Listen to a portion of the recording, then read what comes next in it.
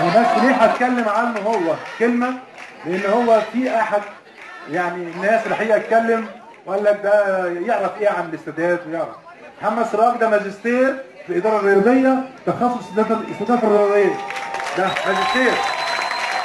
وماجستير في الاداره. ماجستير في الاداره خاص بالشباب من جامعه ريال مدريد. ده اتفضل يا محمد. شخصيه اخرى صح نفسي.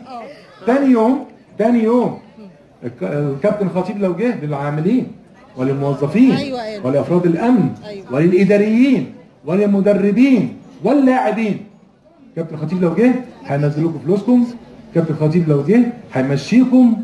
ايه الكلام الفارغ ده؟ مين اللي بيقول ده؟ مين صاحب الافكار المسممه دي اللي يقول الكلام ده؟ مين؟ عشان كده قدامكم وفي كل حته وفي البرنامج اللي معاكم.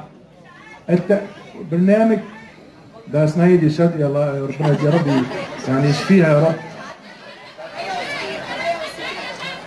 بص يا جماعه، عشان كده احنا قلنا في البرنامج اللي مع حضراتكم وقولوه كويس لازم العاملين في النادي الاهلي نأمنهم صحيا وماديا. مفيش كل المكتسبات الماليه لجميع العاملين في النادي الاهلي لازم يتحافظ عليها ولازم تزيد، لانهم بيشتغلوا في النادي الاهلي الاكبر اسم في مصر.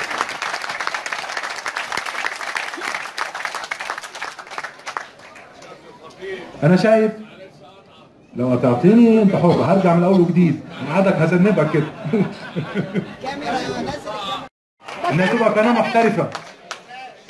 قناه محترفه عشان يتفرج عليها ملايين الناس.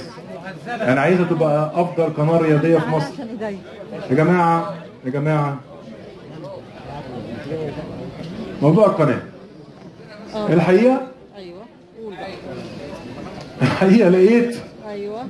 الحقيقه لقيت برضه من فتره زمنيه كده رموزنا ما شاء الله، رموز الكره اللي قاعدين ورموز الالعاب الاخرى اللي قاعدين، اي رمز بيشير انه بيساند الخطيب بيبقى وحش على طول، بيتهاجم على طول. انا مش عارف اهو. بيتهاجم في النادي الاهلي. بيتهاجم في النادي الاهلي في قناه الاهلي. النادي الاهلي قناه الاهلي تقعد دلوقتي بقى شهرين ما تجيبليش جول وانا مش بلعب كوره ولا ايه؟ مش فاهم. يعني ممكن والله استلف مصطفى يونس، ممكن يديني جولين من عنده يعني. والله انا او كابتن زيزو مثلا. بس يا كابتن. المهم يا جماعه، عشان كده الحقيقه لما شفت انه في توجه من قناه الاهلي لطرف زي قناه الاهلي بتشتغل ضد الناس، ضد الاهلي. احنا كلنا اهلي ولا احنا مش اهلي؟ هم اللي اهلي بس.